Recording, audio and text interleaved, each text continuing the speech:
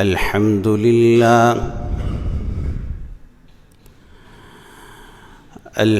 لله نحمده ونستعينه ونستغفره ونؤمن به ونتوكل عليه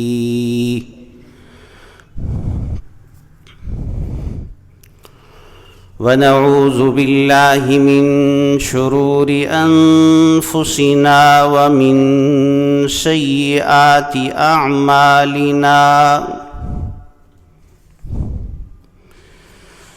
من يهده الله فلا مضل له ومن يضلله فلا هادي له ونشهد أن لا إله إلا الله وحده لا شريك له ونشهد أن سيدنا ومولانا محمدًا عبده ورسوله أما بعد فأعوذ بالله من الشيطان الرجيم بسم الله الرحمن الرحيم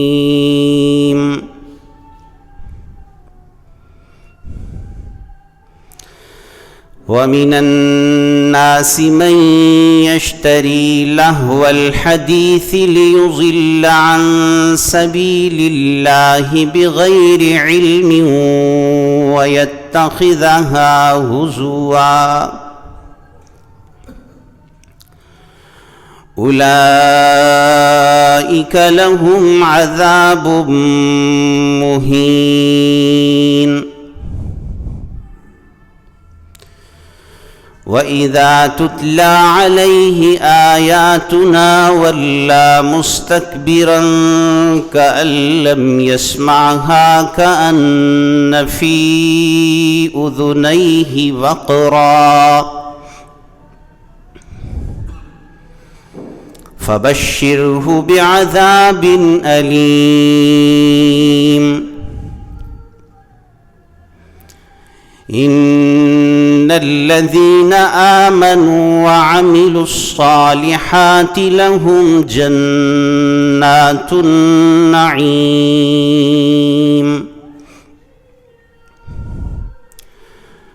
صدق الله العظيم وصدق الرسول النبي الكريم ونحن على ذلك لمن الشاهدين والشاكرين والحمد لله رب العالمين اللهم صل على محمد وعلى آل محمد كما صليت على إبراهيم وعلى آل إبراهيم إنك حميد مجيد اللهم بارك على محمد وعلى آل محمد كما باركت على إبراهيم وعلى آل إبراهيم إنك حميد مجيد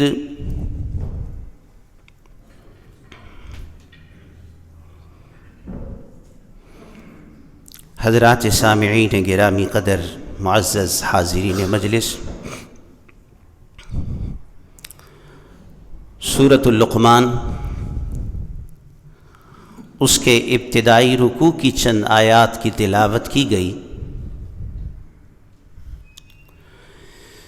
ان آیات مبارکہ کا مطلب اور تفسیر اور حالات حاضرہ پر اس مطلب کی تطبیق اور اس کے درمیان میں ہمیں کیا سبق ملتا ہے۔ آج کی گفتگو کا عنوان ہے اللہ رب العزت ہم سب کو قرآن کی سمجھ نصیب فرمائے اور عمل کا جذبہ عطا فرمائے۔ چنانچہ ارشاد باری تعالی ہے وَمِنَ النَّاسِ مَن يَشْتَرِي لَهْوَ الْحَدِيثِ لِيُضِلَّ عَن سَبِيلِ اللَّهِ بِغَيْرِ عِلْمٍ۔ لوگوں میں سے بعض لوگ ہیں جو خرید لیتے ہیں لہو الحدیث، ایسی بات کو جو کھیل اور تماشے کی ہوتی ہے، لیضل عن سبیل اللہ بغیر علم، ان کا مقصد یہ ہوتا ہے کہ وہ راہ خدا سے دوسروں کو بھی منع کریں، گمراہ کریں اور روکیں، بغیر علم، ان کے پاس کوئی علم نہیں ہوتا، محض کھیل اور تماشے کی باتوں کے ذریعے سے وہ دوسروں کو بھی یاد الہی اور راہ خدا سے بے راہ رکھنا چاہتے ہیں۔ وَيَتَّخِذَهَا هُزُوًا، اور وہ اللہ کے اس رستے اور دین کی بات کا مذاق اڑاتے ہیں۔ أُولَئِكَ لَهُمْ عَذَابٌ مُّهِينٌ، ایسے لوگوں کے لیے قیامت کے دن رسوا کن عذاب ہوگا۔ وَإِذَا تُتْلَىٰ عَلَيْهِ آيَاتُنَا، اور جب اس کے سامنے ہماری آیات کی تلاوت کی جاتی ہے، وَلَّا مُسْتَكْبِرًا، تو وہ تکبر کرتے ہوئے متکبرانہ انداز سے وہ روگردانی کرتا ہے اور پشت پھیر لیتا ہے۔ کأن لم یسمعها، اس کا رویہ ایسے ہوتا ہے جیسے اس نے سنا ہی نہیں ہے۔ کأن فی اذنیہ وقرا، اس کا طریقہ یہ ہوتا ہے گویا کہ اس کے کانوں کے اندر ڈاٹ ہیں، جس کی وجہ سے باہر کی بات اس کے کان اور اس کے دل و دماغ تک بالکل اثر انداز نہیں ہوتی۔ فَبَشِّرْهُ بِعَذَابٍ أَلِيمٍ، ایسے لوگوں کو دردناک عذاب کی بشارت دے دیجیے۔ یہ سورۃ اللقمان کے پہلے رکوع کی 2 آیات کا مطلب ہے۔ ان آیات مبارکہ کی تفسیر اور موجودہ حالات پر ان کی تطبیق۔ قرآن مجید ہر زمانے کے لیے رہنمائی عطا کرتا ہے۔ آخری ساعت تک، جب تک دنیا موجود ہے، اس قرآن مجید میں ہمارے لیے رہنمائی اور درس موجود ہے۔ صرف سمجھنے، تدبر کرنے اور غور و فکر کرنے کی ضرورت ہے۔ اسی لیے اللہ رب العزت نے قرآن مجید میں تدبر کا حکم دیا ہے۔ افلا یتدبرون القرآن ام علی قلوب اقفالها، کہ یہ قرآن میں تدبر کیوں نہیں کرتے؟ اللہ تعالیٰ نے محض قرآن کریم کو صرف پڑھنے کا نہیں کہا، پڑھنا بھی ہے، لیکن ہدایت اسے ملے گی جو تدبر کرے گا۔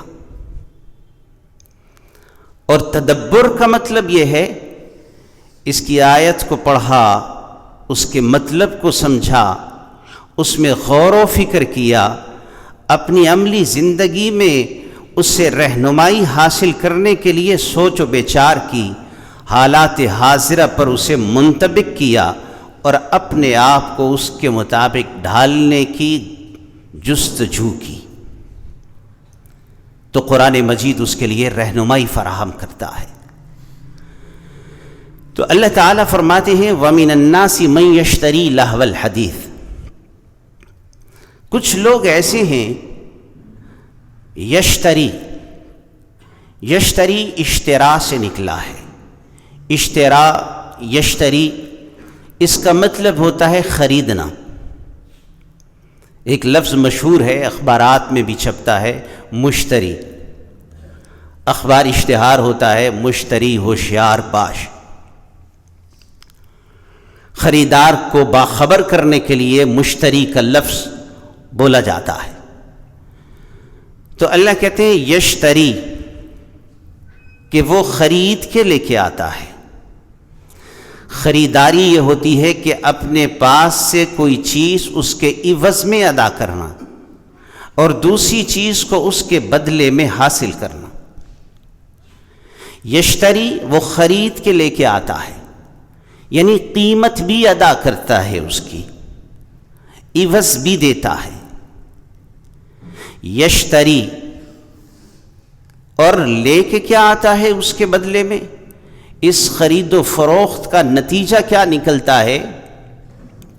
وہ پیسے دے کے لہو الحدیث کو خرید کے لایا۔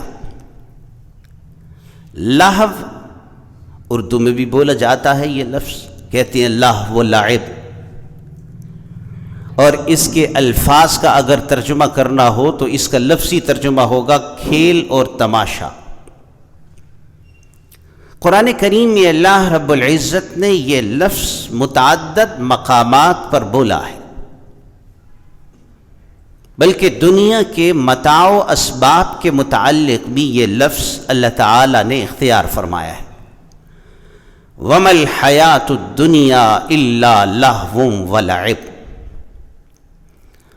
اور دنیا کی زندگی تو ایک کھیل اور تماشا ہے۔ تو لہو کا مطلب ہوتا ہے کھیل کی چیز، تماشے کی چیز، دل لگی کی چیز، دلچسپی کی چیز، جس کی طرف انسان کی طبیعت خود بخود مائل ہو جائے اور ذہنی سکون کے لیے، دلچسپی کے لیے، تفریح کے لیے وہ اس چیز کو خرید کے لے کے آئے۔ اور آگے لفظ ہے لہو الحدیث۔ حدیث عربی زبان میں بات کو کہتے ہیں۔ نبی کریم صلی اللہ علیہ وسلم کی جتنی بھی باتیں ہیں انہیں احادیث مبارکہ کہا جاتا ہے۔ ویسے حدیث مطلق کسی بھی بات کو کہا جا سکتا ہے عربی زبان کے اعتبار سے، جیسے عربی میں مدینہ کا لفظ ڈکشنری اور لغت کے اعتبار سے کسی بھی شہر پر بولا جاتا ہے۔ مدینہ کا مطلب ہے شہر،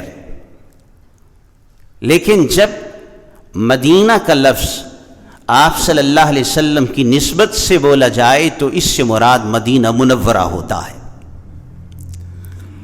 تو حدیث کا مطلب ہے بات، لہو الحدیث کا مطلب یہ ہوا کہ وہ ایسی باتوں کو خرید کے لے کے آتا ہے جن باتوں سے لہو و لعب اور کھیل تماشے کا سامان ہوتا ہے۔ حضرت عبداللہ بن عباس رضی اللہ تعالی عنہما سے کسی نے پوچھا کہ اللہ رب العزت نے قرآن مجید میں جو لہو الحدیث فرمایا ہے کہ جو شخص اس بات کو خرید کے لے کے آتا ہے جو کھیل اور تماشے کی ہے، تو لہو الحدیث سے کیا مراد ہے؟ حضرت عبداللہ بن عباس رضی اللہ تعالی عنہما نے فرمایا اس لہو الحدیث سے مراد ہے گانے بجانے کے آلات اور موسیقی کے اسباب۔ اس زمانے میں لہو و لعب اور تماشے کی یہی اشیاء مشہور تھی۔ جس نے کھیل تماشا لہو و لعب اور دلچسپی کا سامان کرنا ہوتا وہ ایسی اشیاء کے ذریعے سے ہی اپنے لیے تفریح اور دلچسپی کا سامان عموماً کرتا۔ زمانہ کی رفتار اور جدت کے ساتھ ساتھ جیسے دیگر اشیاء میں بھی اضافہ ہوا، اسی طرح لہو الحدیث کی فہرست میں بھی کئی چیزیں ایسی شامل ہوئیں جو ان موسیقی اور گانے کے آلات اور اسباب کی مانند ہیں۔ ایک اور صحابی سے سوال کیا گیا کہ لہو الحدیث سے کیا مراد ہے؟ تو انہوں نے فرمایا کہ لہو الحدیث سے مراد ہر ایسی بات ہر ایسا عمل، ہر ایسی چیز جو انسان کو اللہ کی یاد سے غفلت میں مبتلا کر دے، وہ لہو الحدیث ہے۔ اگر وقت نماز ہے مگر یہ نماز میں مشغول ہونے کی بجائے کسی کھیل اور تماشے میں مصروف ہے تو یہ لہو الحدیث ہے۔ اگر وقت روزہ ہے، یہ روزہ رکھنے کی بجائے اپنے کسی دیگر تماشے میں مصروف ہے تو وہ تماشا لہو الحدیث ہے۔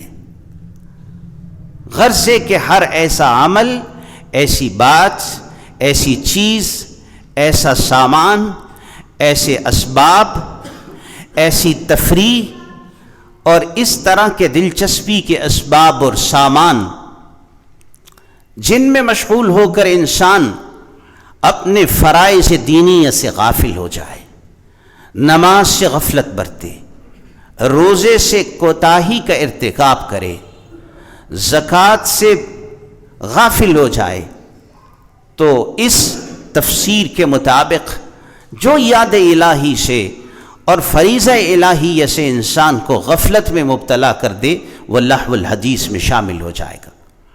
اسی لیے دنیا کے متاع اور سامان کو بھی لہو اللعب کہا ہے، اور دنیا کو ایک مقام پر اللہ نے اللہ کا فضل بھی کہا ہے، جیسے سورہ جمعہ ہے، اس کے آخر میں اللہ فرماتے ہیں فَإِذَا قُضِيَتِ الصَّلَاةُ فَانتَشِرُوا فِي الْأَرْضِ وَابْتَغُوا مِنْ فَضْلِ اللَّهِ۔ جب جمعہ کی نماز ہو جائے، جب تم فریضہ الہیہ کو انجام دے دو، اللہ کے فرض کو پورا کر لو، فَانتَشِرُوا فِي الْأَرْضِ، تم زمین میں پھیل کر اللہ کا فضل تلاش کر سکتے ہو۔ وَابْتَغُوا مِنْ فَضْلِ اللَّهِ، یہ اللہ کا فضل کیا ہے؟ یہ دولت، وہ رزق، وہ دکانداری، وہ تجارت، وہ نفع، وہ مال کہ جو اللہ کے فریضہ کو مکمل کرنے کے ساتھ انسان کمائے، وہ اللہ کا فضل ہے۔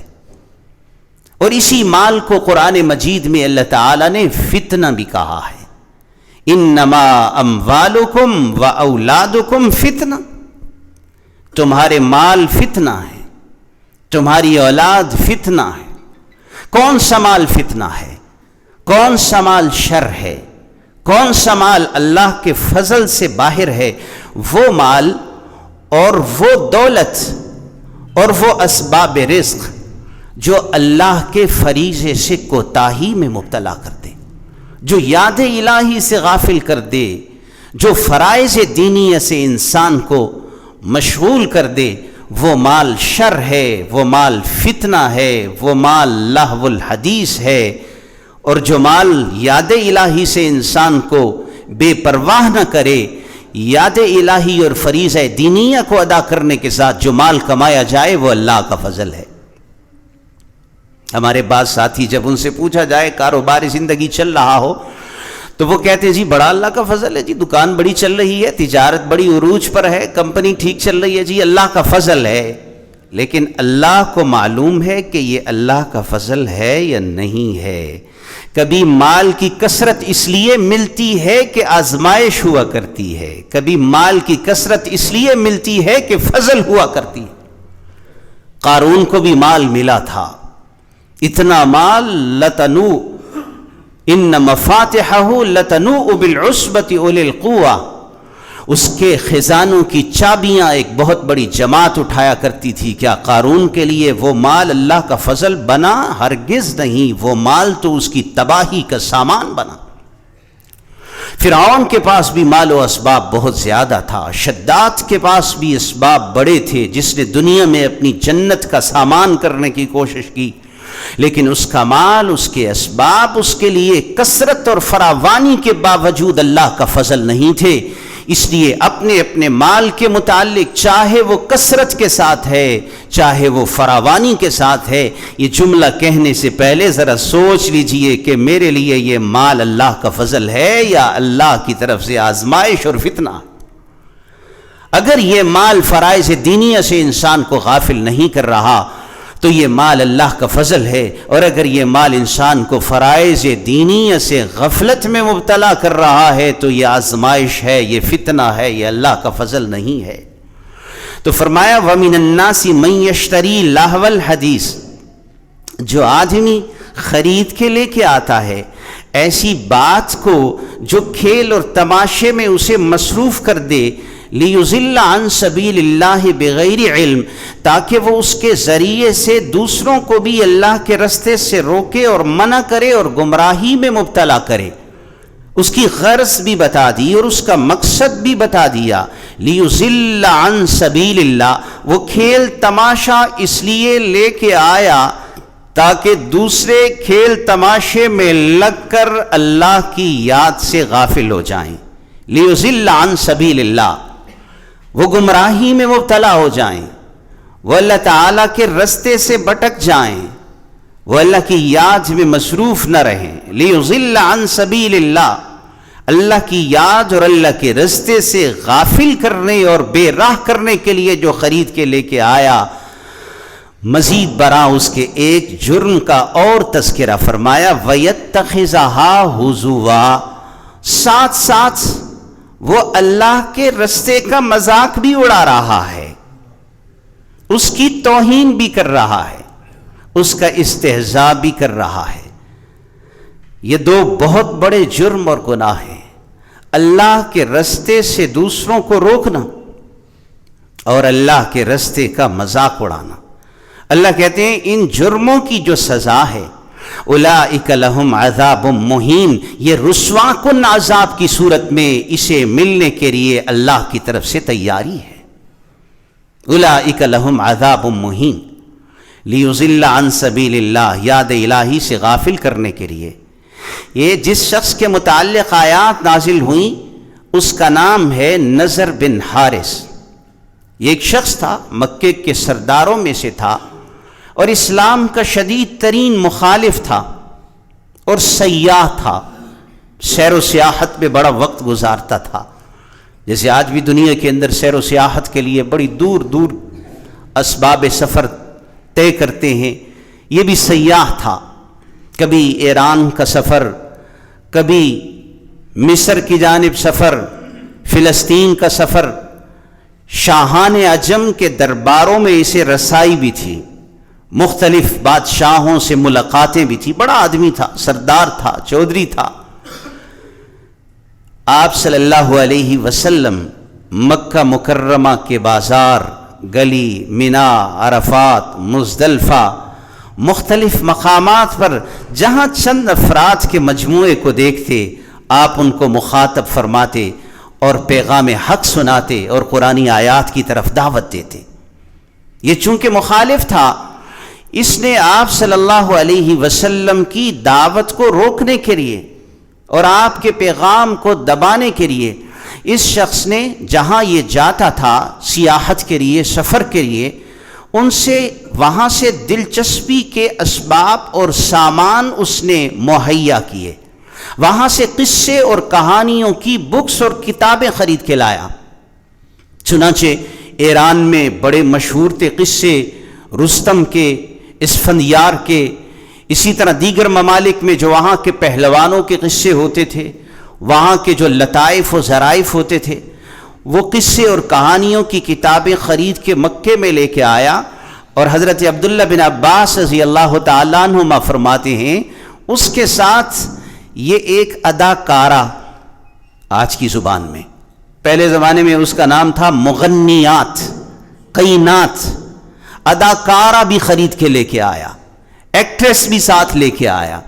جدھر آپ صلی اللہ علیہ وسلم کی مجلس لگی ہوتی، جہاں آپ قرآن کی تلاوت کر رہے ہوتے اور لوگوں کو دین حق کی دعوت دے رہے ہوتے، پیغام الہی سنا رہے ہوتے، اس کے ساتھ ہی قریب ہی یہ اپنی مجلس جما لیتا اور لوگوں کو رستم، سہراب، اسفندیار، نوشیرواں، پہلے زمانے کے لوگوں کے قصے اور کہانیوں کی ٹرانسلیشن سناتا، اور دلچسپی کے لیے درمیان میں ایڈ لگاتا، ایڈورٹائزمنٹ، اپنی اس ایکٹریس کے ذریعے سے، اداکارہ کے ذریعے سے وہ لوگوں کی دلچسپی کا سامان اور لوگوں کی تفریح تباہ کا سامان کرنے کے لیے مہیا ہوتی، اور اس کے ساتھ قصے اور کہانیاں سناتے ہوئے کہتا، محمد صلی اللہ علیہ وسلم تمہیں کہتے ہیں کہ تم قرآن سنو، نماز پڑھو اور زکوٰۃ ادا کرو، مال دو اللہ کے راستے میں، اور دیگر فرائض دینیہ کی طرف، مشقت کی زندگی کی طرف تمہیں اللہ کی عبادت کے لیے حکم دیتے ہیں، تم چھوڑو ان کی بات کو۔ کس قدر مشقت اور تکلیف دہ زندگی، کوئی اس میں تفریح کا سامان نہیں، کوئی دلچسپی کی چیز نہیں، آؤ میں تمہیں دلچسپی کی چیزیں بھی دیتا ہوں، تفریح کا سامان بھی کرتا ہوں، اور موجیں کرو، مستیاں کرو، جس طرح سے تم تفریح کرنا چاہتے ہو تفریح کرو، میرے پاس بھی تمہارے لیے تفریح کا سامان، اور تم خود بھی اپنے اسباب اور متاع کو جس طرح سے چاہو یوٹیلائز کرو، تمہارے لیے کوئی پابندی نہیں ہے۔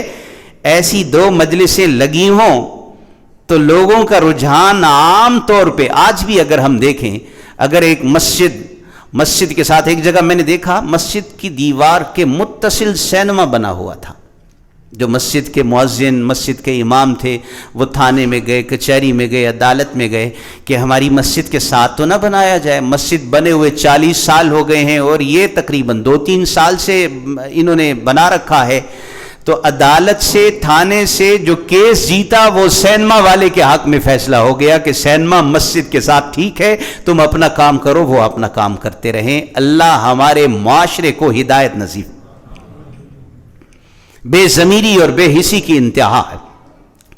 آج بھی اگر کسی بازار میں، کسی جگہ، کسی چوک چوراہے کے اندر یہ دو مجلسیں لگی ہوں، ایک مجلس جس میں قرآن سنایا جا رہا ہو اور اللہ کا پیغام پڑھا جا رہا ہو، اور دوسری جانب اس طرح کی تفریح کے سامان کی مجلس لگی ہوئی ہو، وہ ماحول تو مکہ مکرمہ کے جس ماحول کے متعلق یہ آیات ہیں، اس میں مسلمانوں کی تعداد کم تھی اور کفار اور مشرکین کی تعداد اس وقت میں زیادہ تھی جب یہ آیات نازل ہوئی ہیں۔ لیکن آج جس ماحول میں، جس کی عکاسی میں میں مثال پیش کر رہا ہوں، تو یہاں کوئی کافر نہیں ہے، یہاں پر اپنے آپ پر کوئی منافقت کا لفظ برداشت کرنے والا نہیں ہے۔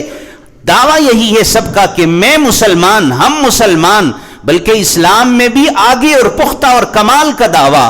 لیکن دو مجلسیں لگی ہوں، ایک اللہ کے کلام کی مجلس لگی ہو، آیات قرآن کی مجلس لگی ہو، وہ مجلس لگی ہو جس طرح کی مجلس محمد الرسول اللہ صلی اللہ علیہ وسلم مکے کے در و دیوار کے آس پاس لگایا کرتے تھے، اور دوسری جانب کھیل کی مجلس، تماشے کی مجلس، لہو و لعب کی مجلس، وہ مجلس جس میں نصر بن حارث کے طریقے کو زندہ کیا جا رہا ہو، جس مجلس میں کھیل اور تفریح کی صورت میں لوگوں کے لیے دلچسپی کے سامان پیدا کیے جا رہے ہوں، تو اسلام کے نام لیواؤں کا ہجوم اور مجمع اس مجلس پہ جا کے لگے گا، ٹھہرے گا جو نصر بن حارث کی مجلس ہے، جو محمد الرسول اللہ جیسی مجلس قرآن سنانے والی، اس طرف ان کی رغبت اور توجہ نہیں ہوگی۔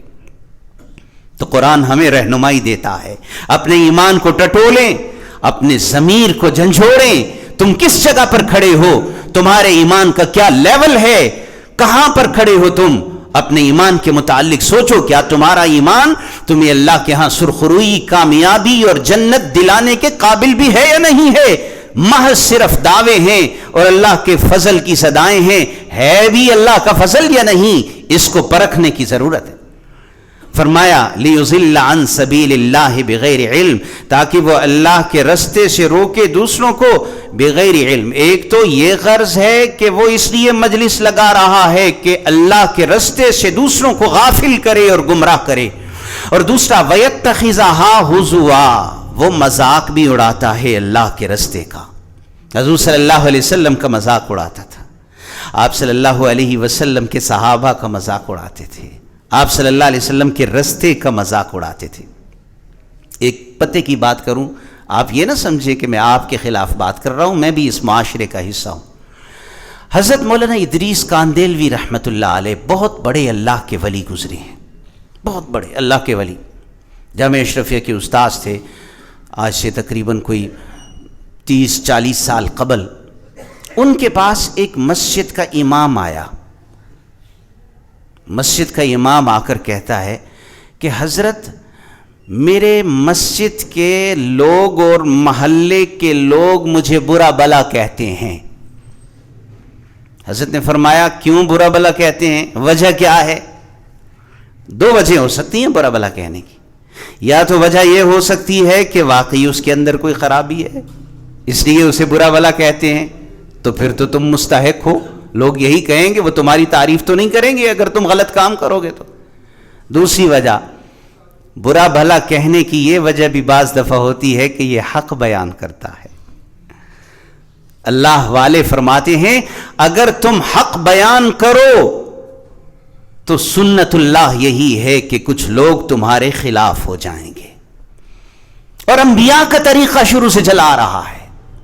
حضرت ابراہیم کی مخالفت کی لوگوں نے، حضرت اسماعیل کے خلاف ہوئے، حضرت موسیٰ علیہ السلام کے خلاف ہوئے، حضرت عیسیٰ علیہ السلام کو شہید کرنے کے منصوبے بنائے گئے.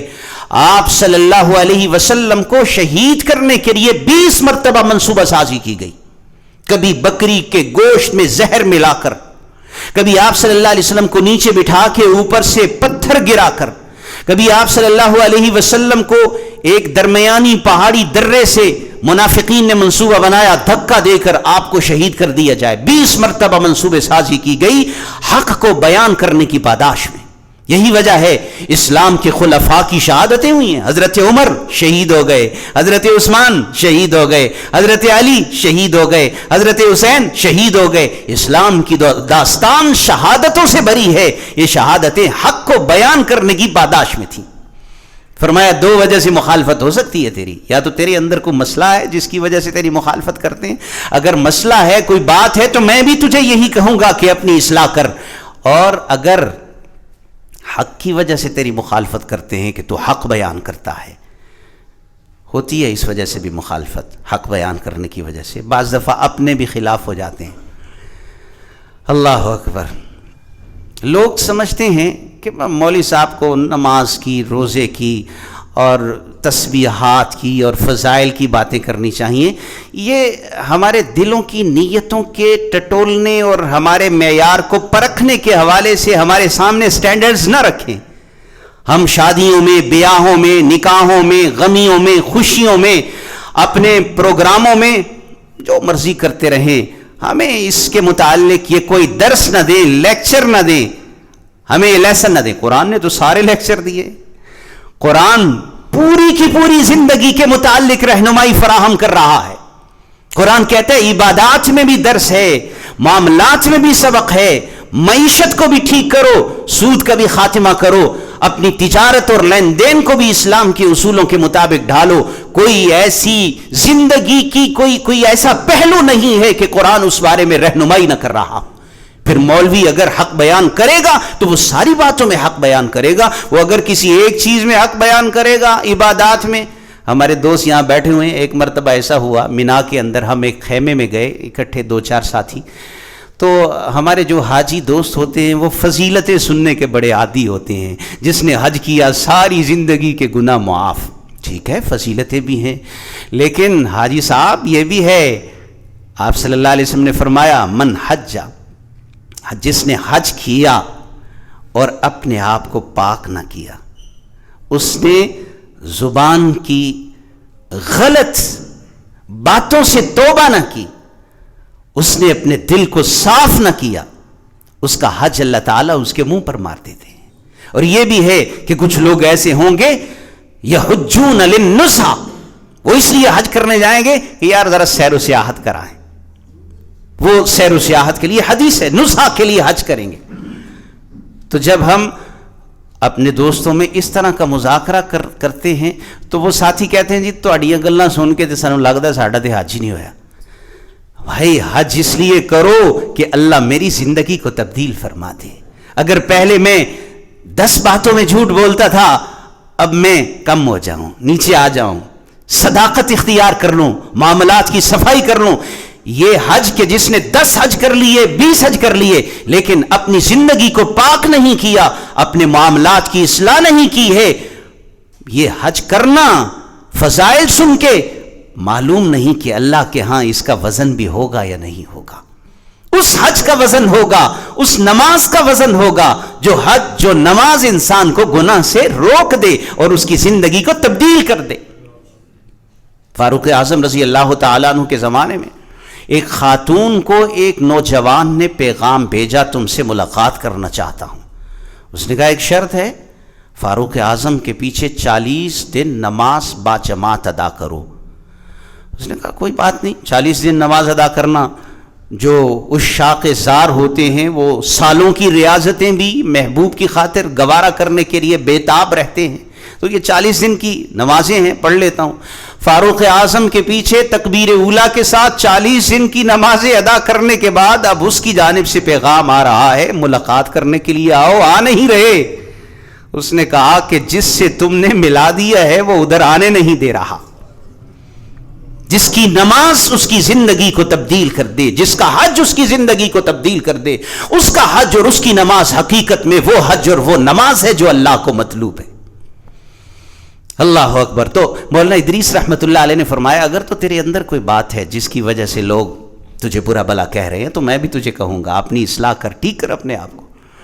اور اگر ایسی بات ہے کہ حق بیان کر رہا ہے اس لیے لوگ تیرے سے ناراض ہیں تو شکر کر تیرے سے ناراض ہیں اور خوش ہو تیرے سے ناراض ہیں۔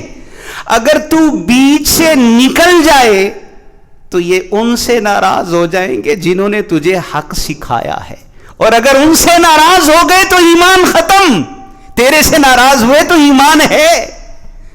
بڑی گہری بات فرمائی حضرت نے، بڑی عمدہ بات فرمائی۔ یہ حق کس کا ہے؟ اللہ کا۔ یہ حق کس کا ہے؟ سبز گنبد والے کا۔ اس حق کو بتانے والے کون ہیں؟ ابو بکر ہیں، عمر ہیں، عثمان ہیں، علی ہیں، حسن ہیں، حسین ہیں، صحابہ ہیں، بدر کے، احد کے، غزوہ موتا کے، وہ حق کو بیان کرتے رہے۔ بخاری ہیں، مسلم ہیں، ترمذی ہیں، ابو داود ہیں، نسائی ہیں، ابن ماجہ ہیں، ابو حنیفہ ہیں، شافعی ہیں، احمد بن حنبل ہیں، مالک ہیں۔ تو بیچ میں آ کر ان کی بات کہہ رہا ہے، تیرے سے ناراض ہو رہے ہیں، تیرے سے ناراض ہو رہے ہیں، بات تیرے تک ختم ہو جائے گی۔ ان کا ایمان رہتا ہے، ان کا ایمان نہیں جائے گا۔ اگر تو بیچ میں سے نکل گیا تو یہ ان کے اعتراض اور سوال اگر ادھر چلے گئے تو ان کا ایمان ختم ہو جائے گا۔ اس لیے شکر ادا کر کے تیرے سے ناراض اور تجھے اللہ تعالیٰ اس کا ثواب عطا فرمائے۔ اللہ اکبر۔ تو میرے دوستوں اور ساتھیوں، جب بھی آپ کی ناراضگی، جب بھی آپ کی رضا، جب بھی آپ کے متعلق آپ کے ذہن میں یہ خیال آئے کہ مجھے یہ چیز، اس کے متعلق میرا نقطہ نظر کیا ہو، میں اختلاف رائے رکھوں یا میں اتفاق رائے کروں، تو سب سے پہلے اپنے دل اور ضمیر میں جھانک کر کے دیکھو کہ میرا رب مجھے کیا کہتا ہے۔ ہو سکتا ہے میرے الفاظ میں تھوڑا سا سختی ہو سکتا ہے نرمی ہو سکتا ہے لب و لہجہ اتنا عمدہ نہ ہو سکتا ہے سلیقہ و انداز، لیکن یہ تو دیکھو کہ بات کس کی کر رہا ہے، یہ تو دیکھو کہ جملے کس کے بول رہا ہے، پیغام کس کا پہنچا رہا ہے۔ اس لیے محض کو دیکھو، حقیقت کو دیکھو، صورتحال کے ظاہری تجزیہ پر جانے کی بجائے اپنی اصلاح کی طرف انسان کو متوجہ ہونا چاہیے۔ فرمایا لیضل عن سبیل اللہ بغیر علم، اللہ کے رستے سے وہ غافل کر رہا ہے، دوسروں کو بھی بے راہ کر رہا ہے۔ وَيَتَّخِذَهَا ہُزُوًا، اللہ کے رستے کا مذاق اڑا رہا ہے۔ اولئک لہم عذاب مہین، ایسے لوگوں کے لیے رسوا کن عذاب ہے۔ اس آیت کی اگلی آیت کی تفسیر کرنا تو چاہتا ہوں لیکن وقت بڑا مختصر ہے، 2-3 منٹ کے اندر اپنی بات کو سمیٹتا ہوں۔ اللہ اکبر۔ ہمارے ساتھی یہ دیکھیں، یہ بھی موبائل لگا ہوا ہے میرے سامنے، یہ اس کا ایک استعمال ہے کہ یہ قرآن پاک، درس، جمعہ، بیان، خطاب، اس کی ریکارڈنگ کر رہا ہے۔ اچھا استعمال ہے، اور اس کے دوسرے استعمال بھی ہیں۔ کوئی بچے بھی اسے استعمال کرتے ہیں، بچیاں بھی اسے استعمال کرتی ہیں، بزرگ بھی اسے استعمال کر رہے ہیں، خواتین بھی کر رہی ہیں، مرد حضرات بھی کر رہے ہیں۔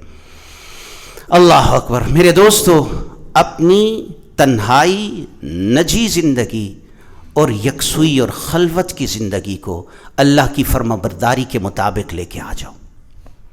جتنے بزرگ ہیں، جتنے جوان ہیں، تنہائی اور خلوت میں آج موبائل گناہ کا سبب بن رہا ہے۔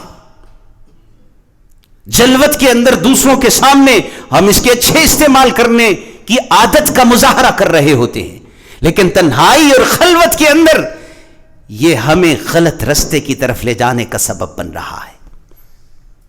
پھر اس کے استعمال کی ریشو دیکھیں، کتنا استعمال اس کا ٹھیک ہے اور کتنا استعمال اس کا غلط ہے۔ ہمارے گھر میں ہمارے بچے، ہماری بچیاں اس کا استعمال کس حد تک بہتر اور کس حد تک منفی کر رہے ہیں، اس کے استعمال کے اوپر اس کی شرعی حیثیت ڈیپینڈ کرتی ہے۔ ایک آدمی ہے، آپ اس کو انگور بیچیں، آپ اس کو میوے بیچیں، آپ اس کو کھجوریں بیچیں، جائز ہے یا نہیں؟ لیکن جب آپ کو پتہ چل جائے کہ میں اس آدمی کو اگر انگور بیچوں گا تو اس نے اس انگور کی بنانی ہی شراب ہے، تو شریعت آپ کو منع کر دے گی کہ تمہارا اس کو انگور بیچنا حرام، حالانکہ انگور بیچنا جائز ہے یا نہیں؟ انگور بیچے، کھجور بیچیں، جائز ہے، لیکن جس کے بارے میں یقین ہو کہ اس نے استعمال غلط کرنا ہے، تو غلط استعمال کے لیے کسی چیز کی خرید و فروخت جو کرے گا، حالانکہ وہ نہیں کچھ غلط کر رہا، لیکن وہ غلط کا سبب بن رہا ہے، وہ ذریعہ بن رہا ہے، اس ذریعے کو بھی شریعت ناجائز اور حرام کہتی ہے، جو ناجائز کا سبب اور ذریعہ بن جائے۔ آپ نے دکان کھولی ہے، آپ کے پاس کلائنٹ آ رہے ہیں، آپ کاروبار زندگی کریں، شریعت منع نہیں کرتی۔ آپ نے پیسہ کمایا، لیکن جیسے ہی نماز کا وقت آیا آپ نے دکان بند نہیں کی، اللہ کا حکم آ گیا تھا کہ دکان بند کر دو، آ جاؤ اللہ کی طرف۔ آپ یہ سمجھ رہے ہوتے ہیں کہ میں تو حلال کما رہا ہوں، دھوکہ تو نہیں کر رہا، فراڈ تو نہیں کر رہا، کسی کے ساتھ غلط بیانی تو نہیں کر رہا، لیکن اللہ کے دین اور شریعت کے حکم کے مطابق جتنا وقت آپ کا اللہ کے لیے تھا، آپ کی اتنے وقت میں دکانداری آپ کو یاد الہی سے غافل کرنے کا سبب بن رہی ہے، آپ کی مجموعی آمدن میں اتنی کمائی حرام ہو جائے گی۔ اس لیے اللہ تعالیٰ نے سورۃ الجمعہ میں فرمایا اذا نودی للصلاة من یوم الجمعہ فاسعوا الى ذکر اللہ وذروا البیع ذلکم خیر لکم ان کنتم تعلمون۔ آپ صلی اللہ علیہ وسلم خطبہ ارشاد فرما رہے تھے، مدینہ منورہ میں ابتدائی زمانہ تھا، کچھ نئے نئے لوگ بھی مسجد میں موجود تھے، تو مدینہ کے بازار میں ڈھول کی آواز آنا شروع ہو گئی، قافلہ آ گیا ہے، سامان تجارت مدینہ میں پہنچ گیا ہے، بڑا سستا سامان ہے، آؤ لے جاؤ، لوٹ کا سامان ہے، بہت سستا بک رہا ہے۔ کچھ حضرات مسجد سے اسی دوران نکلے اور بازار میں چلے گئے۔ پہلے زمانے میں خطبہ بعد میں ہوا کرتا تھا، نماز پہلے ہوا کرتی تھی۔ ان حضرات نے شاید یہ سمجھا ہو کہ خطبہ، نماز تو ہو گئی، نماز پڑھ لی، جیسے ہمارے بعض ساتھی عید کے موقع پر نماز پڑھ کے کہتے ہیں چلو کوئی بات نہیں، خطبہ ہے، چلو دیکھ لیتے ہیں، سن لیتے ہیں، بعد میں دیکھ لیں گے، اسی طرح باہر نکل جاتے ہیں۔ تو وہ باہر چلے گئے، اللہ نے اوپر سے آیت نازل فرما دی، یا ایھا الذین آمنوا اذا نودی للصلاة من یوم الجمعہ فاسعوا الی ذکر اللہ وذروا البیع ذلکم خیر لکم ان کنتم تعلمون وَإِذَا رَأَوْا تِجَارَةً أَوْ لَهْوًا انفَضُّوا إِلَيْهَا وَتَرَكُوكَ قَائِمًا قُلْ مَا عِندَ اللَّهِ خَيْرٌ مِّنَ اللَّهْوِ وَمِنَ التِّجَارَةِ۔ آپ ان کو بتا دیجئے، سمجھا دیجئے، پڑھا دیجئے، جس تجارت کی جانب تم آپ کو اس حالت میں، خطبے کی حالت میں چھوڑ کر جا رہے ہو، تمہیں پتہ ہی نہیں ہے کہ اس تجارت سے یہ کتنا مرتبے اور مقام اور اہمیت کی حامل، اس تجارت کی کوئی حیثیت نہیں۔ تو جو کام غلط جانب، غلط رخ پر ڈالنے کا سبب بنے وہ بھی ناجائز ہوتا ہے۔ میں انہی باتوں پر اکتفا کرتا ہوں۔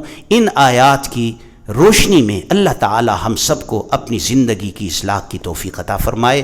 وآخر دعوانا ان الحمد للہ رب العالمین۔